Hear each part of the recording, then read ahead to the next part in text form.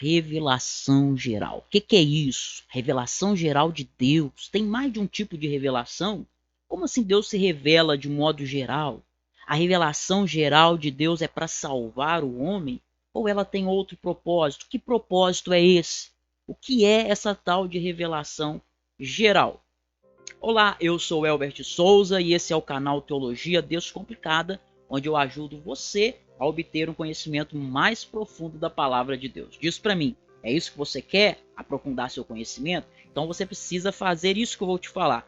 Inscreva-se no canal se você ainda não é inscrito, dá seu like, ativa todas as notificações, marca o sininho, comenta aqui embaixo, porque assim o YouTube entende que você gostou desse vídeo e quando eu puser outros vídeos aqui, ele vai mostrar esses vídeos para você também, certo?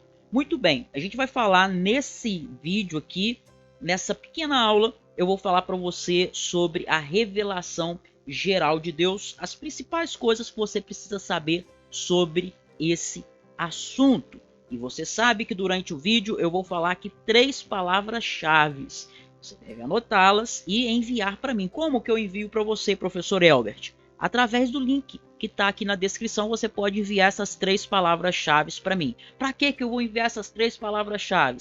Para eu saber que você viu o vídeo até o final. E você que assiste o vídeo até o final, a hora que você me manda a palavra-chave, você sabe que eu tenho algo para você que você vai gostar muito, né? Então, faça isso, tá bom? Bora lá então para o nosso vídeo de hoje. Está aqui, já destaquei para você os pontos principais que você precisa saber. Vamos lá, juntos. Primeiro, com relação à revelação geral. O que significa revelação geral?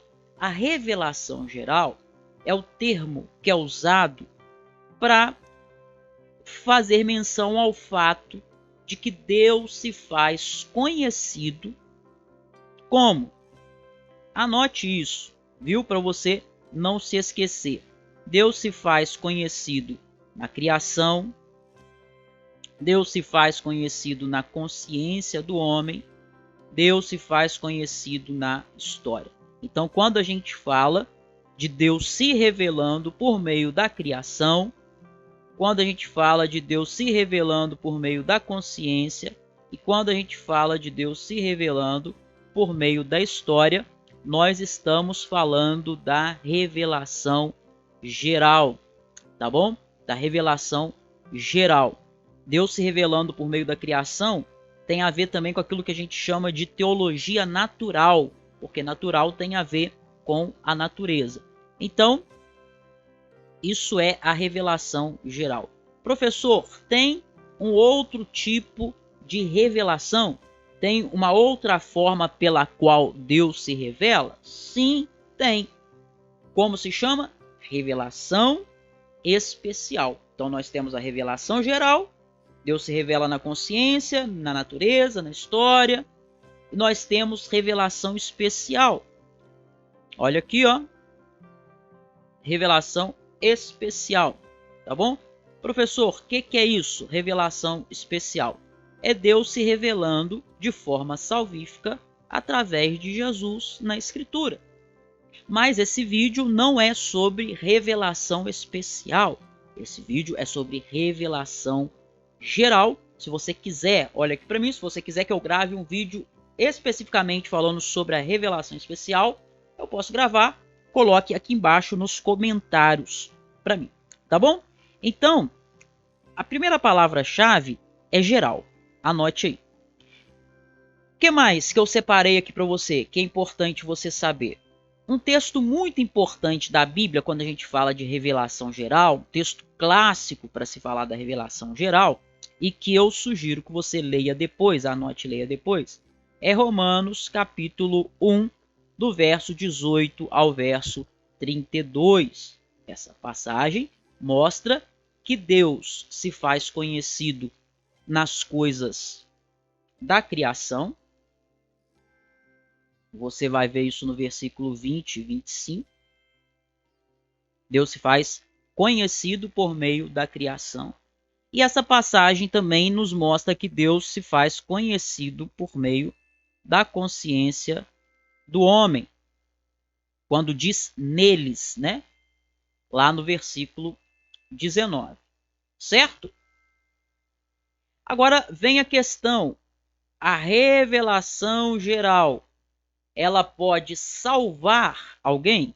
Olha aqui para mim, será que alguém, olhando para a natureza, por exemplo, olha para Deus se revelando na natureza através do sol, da lua, das estrelas, através dos pássaros, de tudo que ele criou, será que alguém, olhando para a revelação geral, olhando para a teologia natural, para a natureza, para a forma como Deus se revela na natureza, por exemplo, será que alguém pode ser salvo deste modo? Sim ou não? A resposta é não. A resposta é não. A revelação geral não tem poder salvífico, como eu destaquei aqui para você, tá? A revelação geral, na verdade, ela é uma revelação da ira de Deus. Professor, o que é isso? É isso mesmo. Leia Romanos 1 lá que você vai ver, tá? A revelação geral, ela é Deus mostrando a sua ira. Professor Elbert, para que serve a revelação geral? A revelação geral serve para deixar os ímpios sem desculpa. Você já viu que o ser humano gosta muito de justificar, não é? Tem uma frase que diz que quem justifica não conserta. Tudo, tem gente que tudo que você fala com a pessoa, ela tem, mas não sei o que, mas por quê? A gente mesmo, vira e mexe, gosta de se justificar diante de Deus, né? E se bobear, a gente tenta colocar a culpa em Deus. Senhor, mas eu pequei porque o Senhor não me deu isso, então eu precisei dar um jeito de conseguir da minha própria forma. Não é como se Deus fosse injusto conosco. Pois é, a revelação geral, ela serve para deixar o ímpio inexcusável, para deixá-lo sem desculpa, tá bom? Para deixá-lo sem excusa. Aonde que está isso? Nos versículos 18 e 20 de Romanos 1, que você vai ler, não vai? Então tá bom. Olha só, ninguém, quando eu falo isso aqui com você, ó, que é para deixar o ímpio sem desculpa, ninguém vai ser capaz de se queixar no dia do juízo que não conhecia a Deus. Entende? Quando chegar aquele grande dia, o dia do julgamento final, ninguém vai poder dizer assim, mas o Senhor existe, Deus. Os ateus não vão poder usar essa justificativa, mas o Senhor existe mesmo. Eu não sabia que o Senhor existia. Os céus proclamam a glória de Deus e o firmamento anuncia as obras da sua mão. Então a criação aponta para o fato de que existe um Deus. E naquele grande dia ninguém terá desculpa diante deste Deus que tudo criou. Portanto, o ímpio que nunca ouviu o evangelho, olha aqui, essa é uma pergunta que muitas pessoas me fazem, e aqui está a resposta. Será que aquele que nunca ouviu o evangelho, povos onde a palavra de Deus não chegou, tadinho, será que ele vai ser salvo sem ter ouvido o evangelho? Bom, às vezes a gente quer ser mais justo do que Deus, né? Mas você só tem uma opção. Ou você cria um padrão de justiça seu, ou você entende que Deus ele é o padrão máximo de justiça que há e se rende diante da verdade da palavra, biblicamente falando. Por mais dura que possa parecer essa verdade, a Bíblia ensina que o ímpio que nunca ouviu o evangelho, ele pode sim e será condenado no dia do juízo. Como assim? Ora, é o resultado da manifestação de Deus por meio da natureza.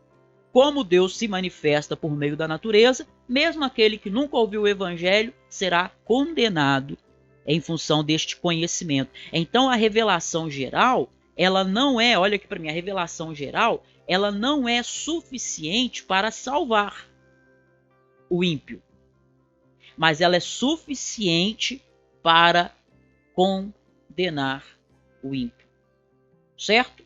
Então Deus se revelou, Deus se revela por meio da natureza, mostrando que ele existe, e o que acontece? Qual é o resultado disso? Deus se revela para o ímpio por meio da natureza. E qual é o resultado? O resultado é que ele recusa glorificar a Deus. Ele é culpado. Porque Deus se revela, mas ele se recusa a glorificar a Deus. Ele é rebelde, ele é hostil a Deus por natureza, ele se recusa a glorificar a Deus. Ele continua sendo ingrato ao Deus que tudo criou, que faz o sol brilhar sobre ímpios e sobre salvos, sobre justos e injustos, que faz a chuva cair sobre ambos. Ele continua sendo ingrato e transformando a glória de Deus em imagens de coisas corruptíveis. É isso que Paulo está falando lá dos versos 21 ao verso 25. Ele vê os répteis que Deus criou, ao invés de adorar o Deus que os criou, ele faz imagens. Ele vê o outro ser humano que Deus criou, ao invés de glorificar a Deus, ele vai ali, faz uma imagem e adora. Então Deus se revela e o ser humano se mostra ingrato, se mostra rebelde, se recusa a glorificar a Deus e ainda constitui para si um ídolo. Ou seja, o que é um ídolo é um Deus falso. Ele cria para si um falso Deus.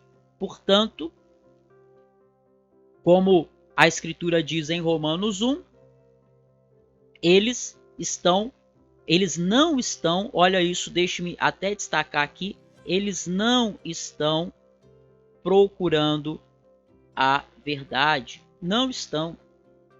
Ao contrário, ele diz no versículo 25 que eles estão suprimindo a verdade. Deus se revelou, Deus é a verdade. Mas ao invés de abraçar a verdade, na verdade, eles acabam por suprimir a verdade. O que eles fazem é suprimir a verdade de Deus e por isso são condenáveis diante de Deus. A revelação geral, portanto, serve para quê? Para aumentar a culpa. A revelação geral serve para aumentar a culpa daqueles que não ouvem e não creem no Evangelho de Cristo. E aí? É triste? Termina triste a história assim? Não há esperança? Claro que há. No Evangelho há esperança. E por isso que nós precisamos pregar o Evangelho, sim. Ao invés de ficar falando, vamos deixar para lá, né? Porque Deus se revelou pela natureza. A revelação de Deus na natureza, a revelação geral, na história, na consciência, serve para condenar, mas não para salvar. Por isso nós precisamos pregar o Evangelho e ter senso de urgência. Porque Cristo e somente Cristo revelado.